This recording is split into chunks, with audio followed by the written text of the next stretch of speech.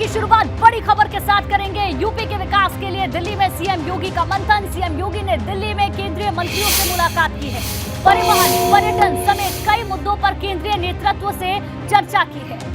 Project क्षेत्र विकास को लेकर सीएम योगी ने केंद्रीय मंत्री नितिन गडकरी से मुलाकात की। ब्रज 84 कोस परियोजना, ब्रज तीर्थ पथ परियोजना, गोवर्धन कनेक्ट परियोजना पर नितिन गडकरी से बात की। रेल मंत्री अश्विनी वैष्णव से सीएम योगी ने मथुरा वृंदावन रेल मार्ग से संबंधित बातचीत की। केंद्रीय जहाजरानी मंत्री सर्बानंद सोनोवाल से वृंदावन मथुरा गोकुल को जोड़ते हुए यमुना नदी पर जलमार्ग को विकसित किए जाने को लेकर भी चर्चा की। केंद्रीय संस्कृति मंत्री जी किशन रेड्डी से ब्रज क्षेत्र में पौराणिक और ऐतिहासिक धरोहरों के पुनरुद्धार पर भी चर्चा हुई है।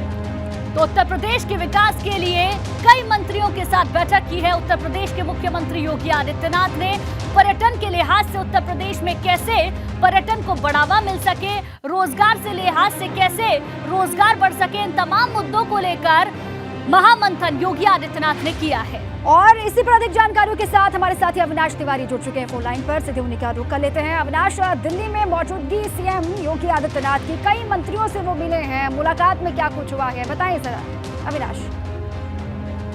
योगी आदित्यनाथ ने आज 4 केंद्रीय मंत्रियों से मुलाकात की है और पूरा फोकस रहा है मथुरा और वृंदावन के विकास को लेकर के, क्योंकि उत्तर प्रदेश सरकार चाहती है कि जिस तरीके से उत्तर प्रदेश के अंदर 3 बड़े आध्यात्मिक केंद्र हैं। पहला अगर बात करें तो काशी विश्वनाथ है, दूसरा अयोध्या है, तीसरा मथुरा वृंदावन है। अगर बात करें तो काशी विश्वनाथ का जिस तरीके से विकास हो चुका है, मथुरा का सर्वांगीण विकास करने के लिए आज मुख्यमंत्री ने यहाँ पे मुलाकात की, क्योंकि अयोध्या के तमाम तरह विकास कार्य पहले से चल रहे हैं। तो अब मथुरा को कैसे विकसित किया जाए, इसको लेकर के मुख्यमंत्री का पूरा फोकस रहा। और इसी कड़ी में आज मुख्यमंत्री ने दिल्ली में केंद्रीय सड़क परिवहन मंत्री नितिन गडकरी के घर में 4 केंद्रीय मंत्रियों से मुलाकात की है। सबसे महत्वपूर्ण बात रही है कि नितिन गडकरी से मुलाकात में उन्होंने 84 कोसी परिक्रमा मार्ग का विकास को लेकर के चर्चा की है कि 84 कोसी परिक्रमा मार्ग पूरी तरीके से विकसित किया जाए, जिससे कि मथुरा और वृंदावन के पर्यटन केंद्र खुले। इसके अलावा रेल मंत्री अश्विनी वैष्णव से भी उन्होंने मुलाकात करके मथुरा वृंदावन रेल लाइन पर ट्रांजिट रेल सिस्टम के निर्माण पर और मथुरा जंक्शन पर टूरिस्ट फैसिलिटी उपलब्ध कराने को लेकर के चर्चा की है। उनसे अनुरोध किया है कि ये सुविधाएं मथुरा स्टेशन पे दिया जाए। इसके अलावा अगर बात करें तो सीएम ने सर्बानंद सोनोवाल से मुलाकात करके यमुना नदी में जलमार्ग को विकसित किए जाने को लेकर बातचीत की है और जी किशन रेड्डी से मुलाकात करके मथुरा वृंदावन के क्षेत्र में जितने भी ऐतिहासिक पौराणिक महत्व हैं उनको पुनरुद्धार और बिल्कुल अविनाश, क्योंकि चुनावों से पहले ये कहा भी गया, काशी हो गया, अयोध्या हो गया, मथुरा की बारी है और उसी पर फोकस करते हुए योगी आदित्यनाथ नजर भी आ रहे हैं और जिसको लेकर बैठक भी की है। शुक्रिया अविनाश आपका पूरी जानकारी के लिए। और अब बात रायसीना की सबसे बड़ी लड़ाई की, जिसका चुनाव तो 18 जुलाई को है, लेकिन सियासी जोर आजमाइश और गोलबंदी अभी से शुरू हो गई है। आज एनडीए की उम्मीदवार द्रौपदी मुर्मू ने अपना नामांकन किया। इस दौरान एनडीए का कुनबा पूरी एकजुटता के साथ नजर आया। इसे एनडीए के शक्ति प्रदर्शन के तौर पर देखा जा रहा है।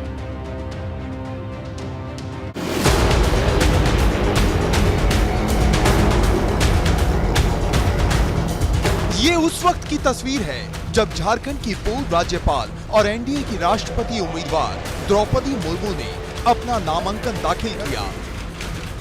इस ऐतिहासिक घड़ी के साक्षी पीएम मोदी, रक्षा मंत्री राजनाथ सिंह, गृह मंत्री अमित शाह के अलावा यूपी के सीएम योगी आदित्यनाथ समेत भाजपा शासित प्रदेशों के मुख्यमंत्री रहे।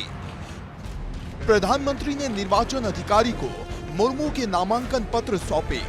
मुर्मू के पहले प्रस्तावक बने मोदी के साथ अनुमोदक राजनाथ सिंह बने। इस दौरान प्रस्तावक की भूमिका को अमित शाह, जेपी नड्डा, लल्लन सिंह, पशुपति पारस, रेणु देवी और तार किशोर प्रसाद ने भी निभाया। द्रौपदी मुर्मू ने 4 सेट में नामांकन दाखिल किया। इससे पहले संसद भवन में भाजपा सांसदों ने उनका स्वागत किया। नामांकन के दौरान जेडीयू, बीजेडी के नेता मौजूद रहे। इसके अलावा जगन मोहन रेड्डी की पार्टी वाईएसआर कांग्रेस के नेता भी नामांकन में पहुंचे। द्रौपदी ने संसद में महात्मा गांधी, डॉक्टर BR अम्बेडकर और बिरसा मुंडा की मूर्तियों पर श्रद्धांजलि अर्पित की। द्रौपदी मुर्मू ओडिशा से आने वाली आदिवासी नेता है। झारखंड की 9वीं राज्यपाल रह चुकी द्रौपदी मुर्मू ओडिशा के रायरंगपुर से विधायक रह चुकी है। विपक्ष ने यशवंत सिन्हा को उम्मीदवार बनाया है। खबर ये भी है, नामांकन से पहले द्रौपदी मुर्मू ने ममता बनर्जी, शरद पवार, सोनिया गांधी से समर्थन मांगा। अब 18 जुलाई को राष्ट्रपति पद के लिए वोटिंग होगी, जबकि रिजल्ट 21 जुलाई को आएगा। Bureau report, ABP Ganga.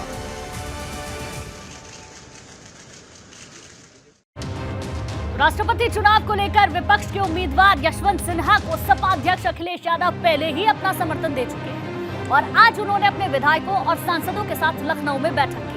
इस दौरान राष्ट्रपति चुनाव को लेकर पार्टी की रणनीति पर चर्चा हुई और साथ ही पार्टी के सभी विधायकों और सांसदों से प्रस्तावक के तौर पर नामांकन पत्र पर दस्तखत भी करवाए गए, हस्ताक्षर करवाए गए।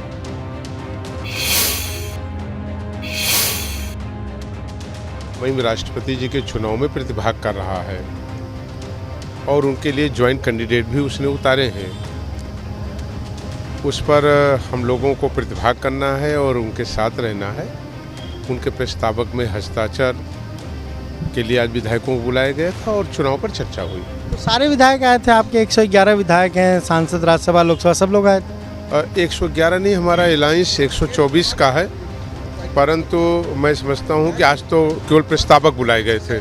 तो हर राजनीतिक दल का अधिकार है कि वो अपने विधायकों और सांसदों को बुला के बात करे, चर्चा करे, लेकिन मैं तो यही कहूँगा उन लोगों से कि अगर विरोध कर रहे हैं तो उसका कारण क्या है वो भी बताएं जनता को कि वो आखिर क्यों एनडीए द्वारा घोषित प्रत्याशी का विरोध कर रहे हैं। अगर कोई कारण है तो वो कारण जनता के बीच में भी आना चाहिए। केवल विरोध करने की राजनीति अगर कर रहे हैं तो मैं समझता हूँ ये उचित नहीं है। और जैसा आप भी जानते हैं कि समाजवादी पार्टी समाजवादी पार्टी की ओर चल चुकी है, तो कोई ऐसा अंतर नहीं पड़ता है। अगर वह विरोध भी करते हैं तो उससे कोई फर्क नहीं पड़ने वाला। देश के सर्वोच्च पद पर राष्ट्रपति पद के लिए पीएम मोदी के संसदीय क्षेत्र वाराणसी से भी एक शख्स ने ताल ठोक दी है। इस शख्स का नाम विनोद कुमार यादव है, जो अपने समर्थकों के साथ राष्ट्रपति चुनाव के लिए पर्चा भरने के लिए दिल्ली रवाना हो गए। विनोद कुमार इससे पहले ग्राम प्रधान, ग्राम पंचायत, जिला पंचायत सदस्य, ब्लॉक प्रमुख, विधानसभा, यहाँ तक कि लोकसभा का चुनाव भी लड़ चुके हैं। और अब विनोद यादव राष्ट्रपति पद का चुनाव लड़ने जा रहे हैं पूरे दमखम के साथ, अपने समर्थकों के साथ। जब वो निकले उसी वक्त की तस्वीर है, आप देख रहे हैं। उससे मदद मांगूंगा, उन लोग से सहयोग करूंगा, अपनी समस्या में रखूंगा, मैं विनती करूंगा। अगर उन लोग का विचार होगा तो मुझको अपना कैंडिडेट बनाएंगे और मैं दमदारी से चुनाव लड़ूंगा और दमदारी से मैं राष्ट्रपति बन के आऊंगा। अग्निपथ योजना के विरोध में यूपी में शहर शहर किसानों का प्रदर्शन देखने को मिला।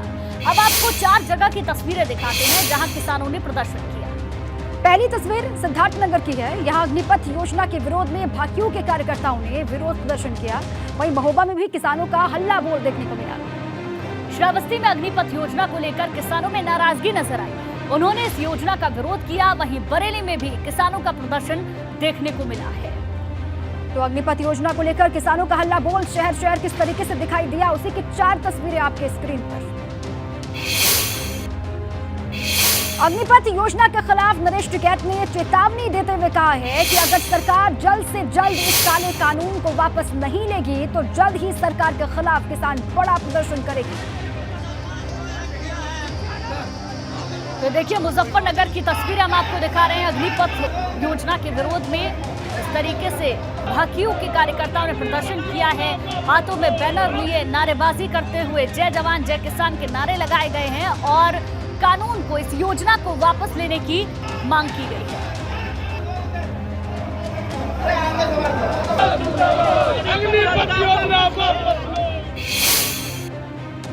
अग्निपथ योजना की मुखालफत करने वालों के विरोध की सबसे बड़ी वजह यह है कि 4 साल सेना में रहने के बाद अग्निवीरों के लिए पेंशन का प्रावधान नहीं है। और अब इसी मुद्दे पर पीलीभीत से भाजपा सांसद वरुण गांधी ने आज ट्वीट करते हुए अग्निवीरों को पेंशन के प्रावधान की मांग करते हुए खुद अपनी पेंशन छोड़ने की अपील की है। अपने ट्वीट में वरुण गांधी ने अग्निवीरों की पेंशन को लेकर सवाल किए हैं। 4 साल की सेवा के बाद अग्निवीर पेंशन के हकदार क्यों नहीं है, और अगर अग्निवीरों को पेंशन नहीं मिलेगी तो सांसद विधायकों को पेंशन की सहूलियत क्यों दी जा रही है।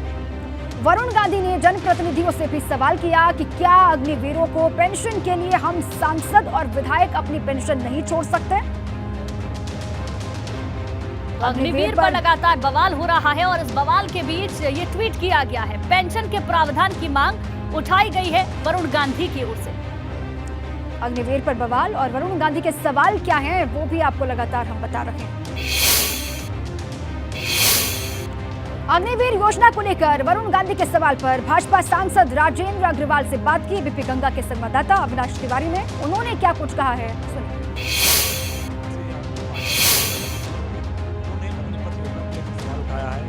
अग्निवीरों को पेंशन क्यों नहीं मिलनी चाहिए और इसके लिए मैं अपनी पेंशन छोड़ने की तैयार हूँ। तमाम सारे नेताओं की पेंशन बंद करके अग्निवीरों की पेंशन के बारे में सोचना चाहिए।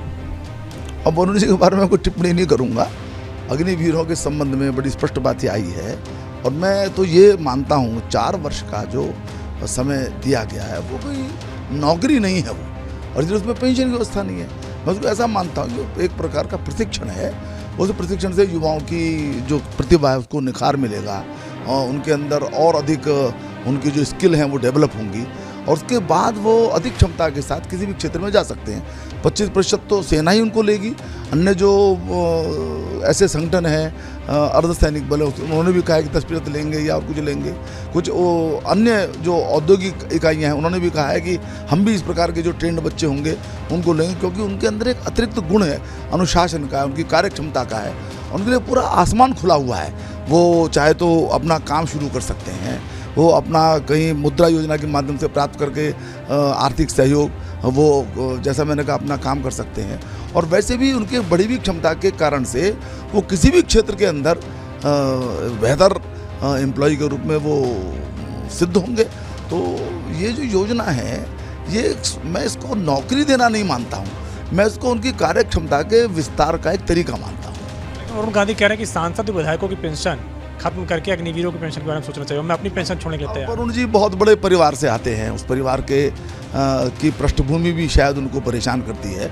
मैं और इससे ज़्यादा नहीं कहना चाहता। शुक्रिया हमसे बातचीत करने के लिए। बीजेपी सांसद राजेंद्र अग्रवाल, जिनका कहना है कि द्रौपदी मुर्मू के मुकाबले यशवंत सिन्हा कहीं भी नहीं है, दूर दूर तक द्रौपदी मुर्मू की जीत सुनिश्चित है। कैमरामैन धर्मेंद्र के साथ अविनाश तिवारी, एबीपी गंगा। जनप्रतिनिधियों की पेंशन पर पहली बार सवाल नहीं उठ रहे हैं। इसके पहले भी सांसदों और विधायकों को मिलने वाली पेंशन और सुविधाओं पर सवाल उठते रहे हैं। सांसदों को पेंशन हर महीने 20,000 रुपए मिलती है और हर साल उसमें 1,500 रुपए की बढ़ोतरी होती है, जबकि यूपी के पूर्व विधायक को हर महीने 25,000 रुपए मिलते हैं। और इसके अलावा विधायकों को जीवन भर मुफ्त रेल यात्रा, स्वास्थ्य सुविधाएं भी मिलती हैं। तो सांसद का कार्यकाल हो या नहीं, उसे पेंशन मिलती ही है।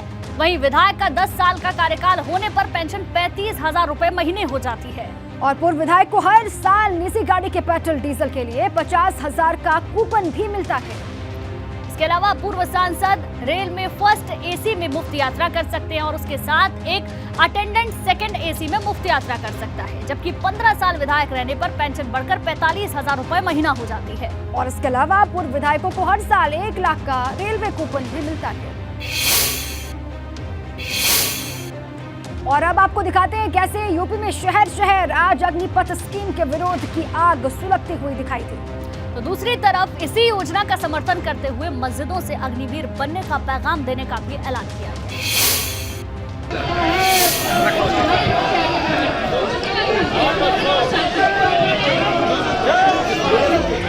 अग्निपथ से अग्निवीर बनकर सेना से जुड़ने की स्कीम के विरोध की चिंगारी आज फिर यूपी के अलग अलग शहरों में सुलगती दिखाई दी।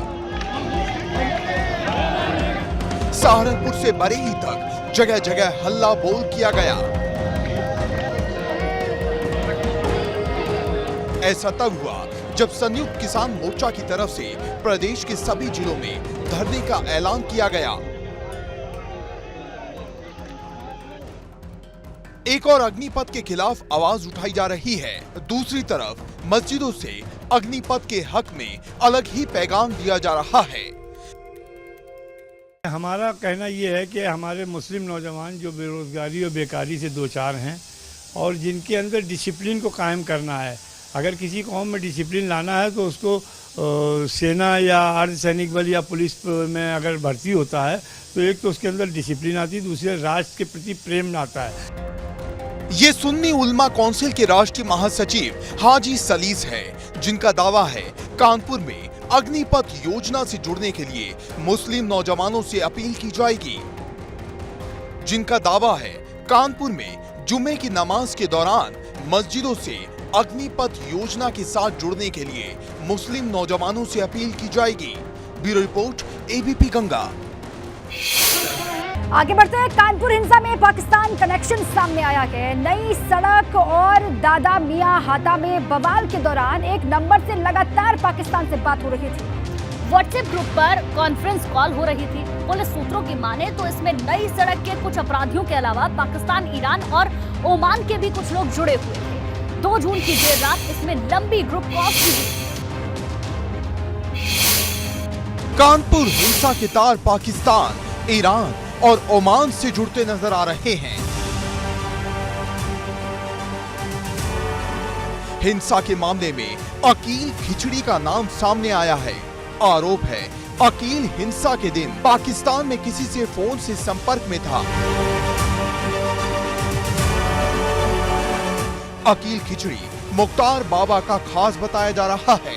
बीते 3 जून को नई सड़क पर हुए बवाल के मामले में मास्टरमाइंड हयात जफर हाशमी की गिरफ्तारी के बाद एसआईटी ने दूसरी बड़ी कार्रवाई की थी। बवाल की फंडिंग के आरोप में बेकनगंज के बाबा बिरयानी के मालिक हाजी मुख्तार अहमद उर्फ मुख्तार बाबा को बुधवार को गिरफ्तार कर लिया था।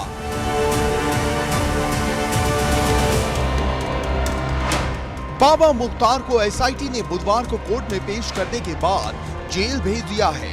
अब तक जांच में ये साफ हो गया है हिंसा के आरोपियों को फंडिंग करने वाला बाबा मुख्तार ही था।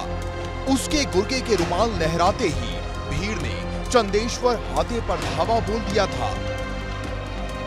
नई सड़क और दादा मियां हाता में बवाल के दौरान एक नंबर से लगातार पाकिस्तान से बात हो रही थी।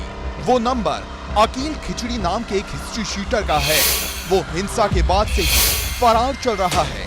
एसआईटी को पता चला है अकील खिचड़ी बाबा बिरयानी के मालिक बाबा मुख्तार का भी खास है।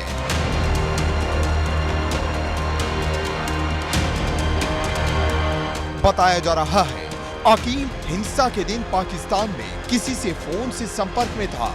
अकील खिचड़ी और पाकिस्तानी शख्स के बीच चैट के सबूत भी पुलिस को मिल गए हैं। इस चैट के मुताबिक हिंसाग्रस्त इलाके में बम लाने को कहा गया था। इसी बीच उनके ऊपर 2 अन्य मामले दर्ज हुए हैं और ये मामले जो है जमीनों के गैर कानूनी रूप से हड़पने और उससे संबंधित तमाम चीज़ों को लेकर के हैं। एफआईआर प्राप्त होने के बाद उसकी जांच की गई और जैसा कि कोई भी अगर संज्ञेय अपराध सामने आता है तो ये पुलिस का कर्तव्य है कि उसको दर्ज करके उसकी गुण दोष के आधार पर विवेचना की जाए। हम गुण दोष के आधार पर विवेचना कर रहे हैं। जो कुछ भी गुण दोष के आधार पर सामने आएगा उसके हिसाब से अग्रतर कार्रवाई की जाएगी। अब तक मिले सबूत साजिश की तरफ इशारा करते हैं। कानपुर में साजिश रचने के सबूत मिल रहे हैं। पुलिसिया जांच जारी है। एबीपी गंगा के लिए कानपुर से रतीश त्रिवेदी की रिपोर्ट। और चलिए अब फटाफट अंदाज में देखते हैं आज की टॉप 7 खबरें। गुजरात दंगों में सुप्रीम कोर्ट ने जकिया की याचिका की खारिज। भाजपा ने फैसले का किया स्वागत। जकिया ने मजिस्ट्रेट के आदेश को दी थी चुनौती। बागियों पर बरसे मुख्यमंत्री उद्धव ठाकरे। शिवसेना की मीटिंग में कहा जो कहते थे मर जाएंगे शिवसेना नहीं छोड़ेंगे वो आज भाग गए। कहा मेरे पास जो 2 विभाग थे वो भी मैंने शिंदे को दिए थे। राजभवन और विधानसभा की पाली में आया शिवसेना का घमासान। 37 बागी विधायकों ने एकनाथ शिंदे को माना नेता। राज्यपाल और स्पीकर को भेजी चिट्ठी। अब अपने बागियों पर एक्शन की तैयारी में आई शिवसेना। 12 से ज्यादा विधायकों को अयोग्य कराने के लिए विधानसभा के डिप्टी स्पीकर को लिस्ट सौंपी गई जिसमें एकनाथ शिंदे का भी नाम है और भी नाम जुड़ेंगे। 12 बागी विधायकों पर उद्धव के एक्शन वाली चिट्ठी पर एकनाथ शिंदे का पलटवार। कहा हम बाला साहब के असली शिव सैनिक, धमकियों से डरने वाले बिल्कुल नहीं। बगावत के खिलाफ सड़क पर उतरे शिव सैनिक। मुंबई के कुर्ला में शिवसेना के बागी विधायक मंगेश कुडालकर के दफ्तर में तोड़फोड़। महाराष्ट्र संकट की लड़ाई अब शिवसेना सदन में लड़ने को तैयार। आज एनसीपी अध्यक्ष शरद पवार से मिले संजय राउत। मिलने के बाद कहा हम बहुमत साबित करेंगे, जिसे आना है सामने वो आए। और अब बात बड़ी खबर की करेंगे। आगरा के ताजगंज में युवती की हत्या का मामला सामने आया। युवती को बिल्डिंग से फेंका गया। बिल्डिंग से गिरते हुए युवती का सीसीटीवी सामने आया है। प्रेम प्रसंग के चलते युवती की हत्या की गई। सूत्रों के हवाले से जानकारी मिल रही है। युवती के साथ युवक पर हत्या का शक जताया जा रहा है। जो युवती के साथ युवक रह रहा था उस पर हत्या का शक जताया गया है। ये बड़ी जानकारी आगरा के ताजगंज से, जहां पर युवती की हत्या, जिसके बाद से हड़कंप। युवती को बिल्डिंग से फेंका गया और बिल्डिंग से नीचे गिरते हुए युवती का सीसीटीवी फुटेज भी सामने आया है। तस्वीर भी आपको हम दिखा रहे हैं। सूत्र ये बता रहे हैं कि प्रेम प्रसंग के चलते युवती की हत्या की गई है और युवती के साथ रह रहे युवक पर ही हत्या का शक है। इसी पर हमारे साथी नितिन जुड़ चुके हैं। सीधे उन्हीं का रुख कर लेते हैं। नितिन, प्रथम दृष्टया क्या कह रहे हैं पुलिस के अधिकारी? नितिन, देखिए, बिल्कुल पुलिस कई लोगों को पुलिस ने हिरासत में लिया। दरअसल ताजगंज में ये जो युवती है वो लिविंग में एक व्यक्ति के साथ रहा करती थी और उसके बाद आज दिन की ये घटना है जिसमें जिस तरीके से ये फेंका गया है। तो युवती कहीं ना कहीं उसके हाथ बंधे हुए थे और उसके बाद ऊपर से फेंकते हुए पूरी तरह से सीसीटीवी फुटेज में वो युवती नजर आ रही है। और जो सीसीटीवी फुटेज आए हैं 27 सेकंड के सीसीटीवी फुटेज है उसमें किस तरीके से ये युवती है वो नीचे गिरती हुई दिखाई दे रही है। और ऐसे में सीसीटीवी फुटेज में 2 बाइक सवार पर 5 लोग भी कैद हुए हैं और ये हत्यारे हैं वो मोटरसाइकिल से आए थे और यूपी 83 यानी फिरोजाबाद नंबर की ये बाइक है। और सूत्रों के मुताबिक जो विपुल नाम का जो शख्स है उसके ससुराल पक्ष के लोगों ने इस घटना को अंजाम दिया है। यानी एक्स्ट्रा मैरिटल अफेयर का ये पूरा मामला है। पुलिस ने इस मामले में 4 लोगों को अरेस्ट कर लिया है। आशा गर्ग नाम से ये जो मोटरसाइकिल है वो रजिस्टर्ड है। यूपी 83 X6541 नाम की ये पल्सर बाइक है वो वहाँ मौके से पुलिस ने इसको बरामद किया है। और महिला की हत्या के बाद ये जो बाइक है उसको एक युवक लेकर भी गया है। तो कुल मिला के 2 बाइक पर 5 हत्यारे आए हैं और अब पुलिस ने वहाँ मौके से तमाम तस्वीरें हत्यारे जो आए उनकी भी कैद हुई है सीसीटीवी कैमरे में और 4 लोगों को गिरफ्तार किया गया है। नितिन, ये जानकारी आप दे रहे, नजर बनाए रखें। शुक्रिया आपका पूरी जानकारी के लिए। तो किस तरीके से ताजगंज में युवती की हत्या की गई, हमारे संवाददाता ने पूरी जानकारी दी। और ये जो पूरी घटना है सीसीटीवी कैमरे में भी कैद हुई है। एक्स्ट्रा मैरिटल अफेयर का ये मामला जहां पर युवती की हत्या की गई है। आगरा के ताजगंज से खबर सामने आई है। युवती को बिल्डिंग की 5वीं फ्लोर से नीचे गिरा दिया गया।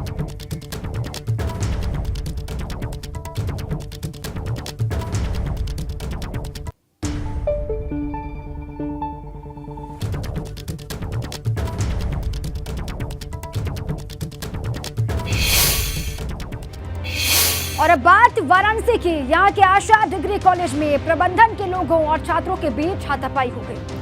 प्रबंधन के लोगों ने छात्रों पर पिस्टल तक तान दी। छात्रों का आरोप है कि प्रबंधन के लोगों ने उन्हें धमकी भी दी।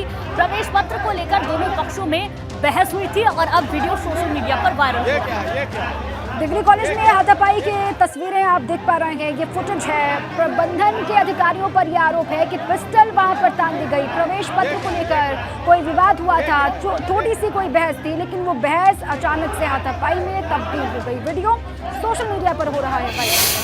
ये क्या? और अब आपको एक ऐसी तस्वीर दिखाते हैं जिसे देखना आपके लिए बेहद जरूरी है, क्योंकि कभी कभी जरा सी लापरवाही बेहद महंगी साबित हो सकती है। और हम ऐसा क्यों कह रहे हैं ये समझाने के लिए आपको नोएडा से सामने आई चेन स्नैचिंग की एक दंग कर देने वाली, हैरान कर देने वाली तस्वीर दिखाते हैं। देखिए।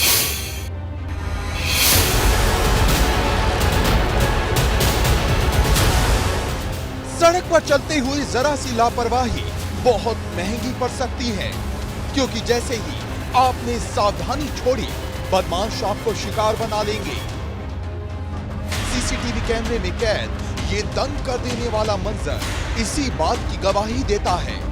उत्तर प्रदेश की आर्थिक राजधानी नोएडा से सामने आई इस तस्वीर को देखिए। ये महिला सड़क पर टहलते हुए फोन पर बातचीत कर रही है, तभी इसकी तरफ से बुक करवाई कैब आ जाती है। ठीक इसी वक्त पीछे से हेलमेट लगाए 2 बाइक सवार बदमाश आए। इन्होंने पलक झपकते ही महिला के गले से चेन छीनी और फरार हो गए। ये तस्वीर है ग्रेटर नोएडा की, जहां दिन दहाड़े चोरी की वारदात सीसीटीवी कैमरा में कैद हो गई। ये मामला सूरजपुर इंडस्ट्रियल एरिया का है। यहाँ दिन दहाड़े ताला तोड़कर स्कूटी लेकर चोर आसानी से फरार हो गए और पूरी घटना कैमरे में कैद हो गई। ये घटना किसी के भी साथ हो सकती है, क्योंकि उन शातिरों की नजर आप पर भी होती है। आप भी ऐसी किसी वारदात का शिकार हो सकते हैं, इसलिए बेहद जरूरी है आप अलर्ट रहें, आगाह रहें। Bureau report, ABP Ganga. Uttar Pradesh में अपराध और अपराधियों के खिलाफ पुलिस की जीरो टॉलरेंस नीति का असर बरकरार है। खासकर गंभीर मामलों में आरोपी अपराधियों में पुलिस का खौफ इतना ज्यादा है कि आए दिन बदमाश हाथों में तख्ती डाले आत्मसमर्पण करने थाने पहुंच रहे हैं। अपराधियों में पुलिस के खौफ की ऐसी ही तस्वीर आज गाजियाबाद से सामने आई है, जब तपती दोपहर में 2 शातिर बदमाश पुलिस के सामने सरेंडर करने हाथों में तख्ती लेकर लोनी बॉर्डर थाने पहुंच गए, जिस पर लिखा था, थाना लोनी बॉर्डर पर आत्मसमर्पण करने आया हूं, मैं आज के बाद जीवन में कोई अपराध नहीं करूंगा। जी आत्मसमर्पण करना चाहते थे हम। किस लिए? डर की वजह से। क्यों? गोली लग रही, गैंगस्टर एक्ट लग रही है जी हमको। तो गैंगस्टर एक्ट। जी। तो आपने समर्पण करना है। इन दोनों शातिर अपराधियों में से एक का नाम कपिल है, जबकि दूसरे का नाम है सागर, और दोनों की बदमाशी के कारनामों की वजह से गाजियाबाद पुलिस सरगर्मी से दोनों की तलाश कर रही थी। लेकिन थाने पहुंचकर इन शातिर बदमाशों ने खुद बताया कि एनकाउंटर का डर उन्हें खुद ही पुलिस के पास खींच लाया। किस लिए? मतलब कोई आपराधिक मुकदमे है क्या? हाँ जी, गैंगस्टर एक्ट में 166। फिर आज आपने सरेंडर किया? हाँ जी। किस वजह से सरेंडर कर दिया? पुलिस के डर की वजह से। हालांकि गाजियाबाद में कानून से बेखौफ अपराधियों के खिलाफ भी पुलिस का एक्शन लगातार जारी है, जहां लोनी इलाके में ही पुलिस ने 25,000 के एक नामी अपराधी को मुठभेड़ के बाद गिरफ्तार करके जिले में सकिरे बदमाशों को ये साफ संदेश दे दिया कि उनके पास 2 ही विकल्प हैं, आत्मसमर्पण या मुठभेड़। Bureau report, ABP Ganga.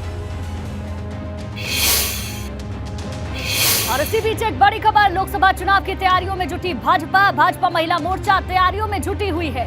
कल से 3 दिनों का प्रशिक्षण शिविर भी लगाया जाएगा। लखनऊ में प्रशिक्षण शिविर की शुरुआत होगी। 25, 26, 27 जून को प्रशिक्षण शिविर होना है।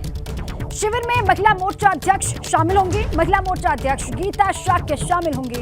दर्शना सिंह, संगीता यादव भी होंगी शामिल। 3 दिनों तक ये प्रशिक्षण शिविर चलेगा, ये बड़ी जानकारी है। और लखनऊ में ये शिविर लगना है 25, 26, 27 जून की तारीख है जब शिविर लगेगा। तो शिविर में महिला मोर्चा अध्यक्ष भी शामिल होंगी। महिला मोर्चा अध्यक्ष गीता शाक्य शामिल होंगी। इसके अलावा दर्शना सिंह, संगीता यादव भी मौजूद रहेंगी।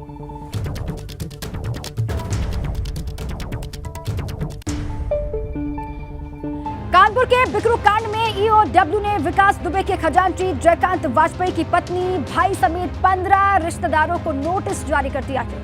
खबर ये भी है कि बिकरू कांड में कई नेताओं समेत 54 लोग हैं। ईओडब्ल्यू के निशाने पर ये लोग हैं।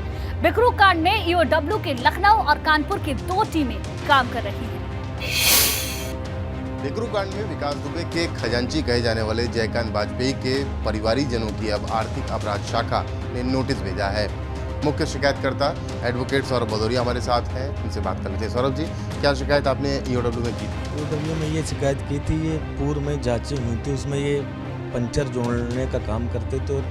2008 से लेकर 17 के बीच इनके द्वारा काफ़ी संपत्तियां बनाई गई जो इनकी कीमत अरबों करोड़ों रुपए में थी। उसको लेकर मैंने शिकायत की थी, तो 2017 में जांच हुई थी। इनको दोषी माना गया था, परंतु इनके प्रभाव से वो जांच दबा दी गई थी। उसके बाद बिकरू कांड के बाद मैंने पुनः जांच की, माननीय मुख्यमंत्री जी से भी मिला था 8 जून 2021 को, उनको दी थी शिकायत, जिसके बाद ये जांच शुरू की गई है, जिसमें मेरे द्वारा शिकायत किए गए 69 लोगों को चिन्हित किया गया है। 69 तो उन लोगों को चिन्हित किया गया है जिन्होंने विकास दुबे के पैसों के बल पर बहुत कम समय में काफ़ी संपत्तियां बना ली। कौन कौन से लोग हैं? उनमें एक तो इनके परिवारजन हैं, उसके अलावा अनूप सिंह उपेंद्र हैं, पनकी निवासी हैं, पीयूष द्विवेदी हैं, आलोक शुक्ला हैं, दीपू अवस्थी हैं, दीपू परिहार हैं, रामजी पांडे हैं, उमेश दुबे जिला पंचायत सदस्य रंजीतपुर है, अरविंद कुमार द्विवेदी गुड्डन है, प्रशांत शुक्ला डब्बू हैं। ये सब इनके साथी रहे? जी, ये इनके साथी रहे। बहुत कम समय में करोड़ों के संपत्तियों के मालिक हो गए। लगभग आधा पनकी अनूप सिंह उपेंद्र के नाम है, उन्होंने खरीद किया। वही अनूप सिंह उपेंद्र हैं जिनको कुछ दिन पहले ईडी ने, पेट्रोल पंप मालिक हैं ये, ईडी ने उठाया था, पूछताछ की थी। इनसे पूछा गया कि आप विदेश गए तो पहले तो ये मुकरे, बाद में ईडी की सख्ती के बाद इन्होंने बताया कि मैं उसके द्वारा विदेश गया था। विकास दुबे की जो विदेश में संपत्तियां हैं उनको पीयूष द्विवेदी, जयकांत वाजपेयी और अनूप सिंह उपेंद्र द्वारा ही इस समय संचालित किया जा रहा है। उसका काफ़ी मात्रा में उसका पैसा आता है, जिसके प्रमाणित साक्ष्य मैं दे चुका हूँ। मिलाकर के मुश्किल इन लोगों की बढ़ गई है। जी, इनकी मुश्किल इसलिए बढ़ गई क्योंकि पूरा पैसा इनके पास विकास दुबे का लगा था। इनकी कोई आमदनी नहीं थी। इनके जितने भी व्यापार इन्होंने शुरू किए 2017 से लेकर 2019 के मध्य स्थापित किए, उसके पहले ये सारी संपत्तियां खरीद चुके थे। आय का साधन क्या था? केवल ITR भरने से आय का साधन प्रमाणित नहीं होता है।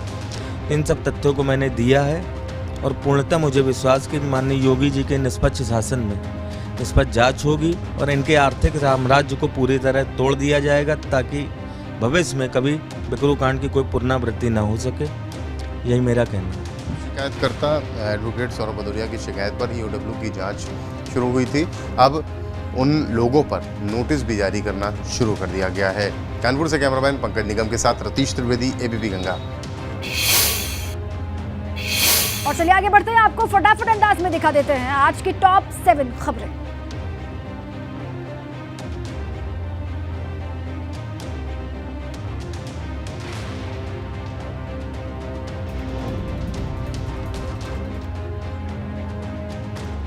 राष्ट्रपति चुनाव से जुड़ी हुई खबरें आपको बताएंगे किस तरीके से आज नामांकन किया, देखिए। राष्ट्रपति चुनाव के लिए द्रौपदी मुर्मू ने दाखिल किया नामांकन। पश्चिम बंगाल की मुख्यमंत्री ममता बनर्जी से फोन पर बात कर समर्थन मांगा। ममता बनर्जी ने दी शुभकामनाएं लेकिन समर्थन पर नहीं भरी हामी।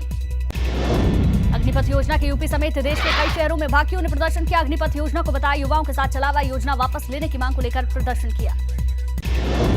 पंजाब पुलिस के एंटी गैंगस्टर टास्क फोर्स ने गायक सिद्धू मूसेवाला की हत्या मामले में लॉरेंस बिश्नोई गिरोह के 32 गैंगस्टर और सहयोगियों को गिरफ्तार कर खुलासा किया। 2021 में रची गई थी सिद्धू मूसेवाला की हत्या की साजिश। लॉरेंस बिश्नोई गैंग तीसरी कोशिश में सफल हुआ। 2022 में केंद्रीय कर्मचारियों की सैलरी में होगा बम्पर इजाफा। लंबे समय से फिटमेंट फैक्टर 2.57 गुना से बढ़ाकर 3.68 गुना करने की मांग कर रहे थे कर्मचारी। बेसिक सैलरी में 8,000 रुपए बढ़ने की उम्मीद। शुक्रवार को लगातार दूसरे दिन शेयर बाजार में रही तेजी। 462 अंकों के उछाल के साथ 52,727 के स्तर पर बंद हुआ सेंसेक्स। वहीं 142 पॉइंट चढ़कर 15,699 के लेवल पर निफ्टी की क्लोजिंग। 3 दिन के बाद निवासियों को खुशखबरी। मौसम विभाग का अनुमान 27 जून को दिल्ली में मानसून की दस्तक, भीषण गर्मी से राहत। असम में सैलाब में फंसे लोगों को बचाने की कोशिश जारी। सिलचर में फंसे लोगों को NDRF ने बचाया। राहत बचाव का काम जारी। अब तक 107 लोगों की मौत हो चुकी है। अगर आप काशी यानी कि वाराणसी एयरपोर्ट पर पहुंचेंगे तो यहाँ आप हिंदी, अंग्रेजी के साथ संस्कृत में भी अनाउंसमेंट होते हुए सुन सकेंगे। यहाँ कोविड संबंधी सावधानियों और प्रोटोकॉल का ऐलान हिंदी और अंग्रेजी के अलावा संस्कृत में भी किया जा रहा है।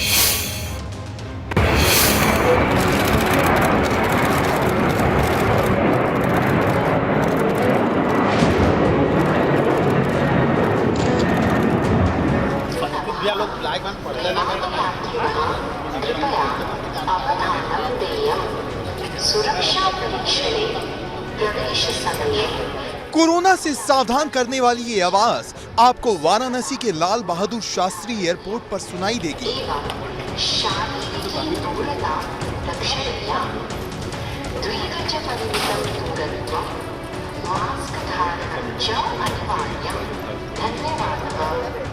दिलचस्प है, यहाँ अनाउंसमेंट हिंदी या अंग्रेजी में नहीं बल्कि संस्कृत में की जा रही है।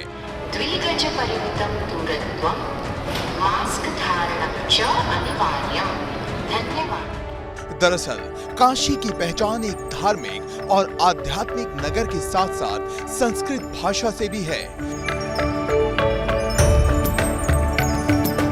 काशी को संस्कृत भाषा का पीठ स्थान कहा जाता है। ऐसे में कई लोगों ने एयरपोर्ट अथॉरिटी के इस फैसले का स्वागत किया है। मेरे ख्याल से संस्कृत का प्रथम विश्वविद्यालय भी यहाँ स्थापित हुए थे और अभी BHU का प्राध्यापक प्रोफेसर द्विवेदी से हम जब एक कार्यक्रम में, संस्कृत के कार्यक्रम में मिले थे तो उन्होंने अनुरोध किया था कि एयरपोर्ट में संस्कृत भाषा का उपयोग किया जाए।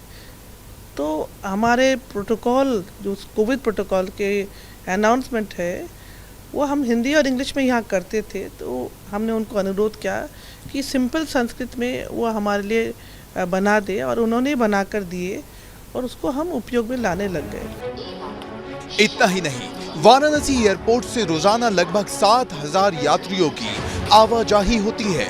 ऐसे में पहले यहाँ वीआईपी लॉन्च में वाराणसी की अद्भुत संस्कृति को तस्वीरों के जरिए दिखाने की कोशिश हुई है। एयरपोर्ट के बाहर भगवान बुद्ध और त्रिशूल के साथ डमरू की प्रतिमा पर्यटकों के आकर्षण का केंद्र बनी हुई है। अब यहाँ संस्कृत की अनाउंसमेंट पर्यटकों को खूब भा रही है। वक्त हम वाराणसी एयरपोर्ट पर मौजूद हैं और यहाँ पर जो अनाउंसमेंट हो रही है वो संस्कृत में हो रही है, लेकिन इसके मायने क्या है यात्रियों से जानते हैं। कितना प्रभावी?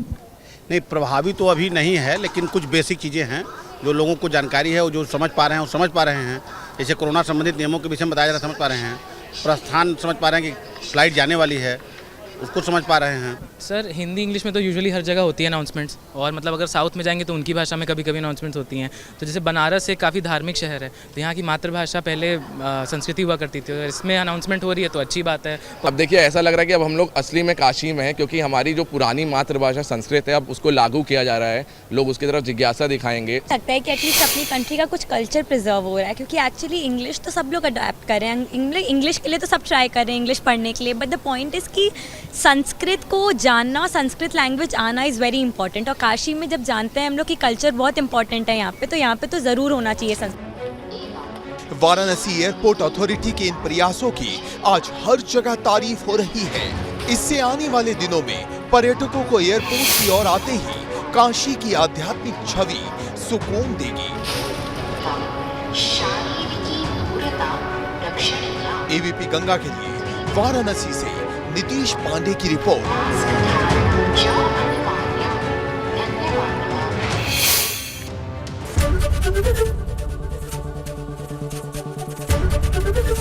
एबीपी गंगा, खबर आपकी, जुबान आपकी।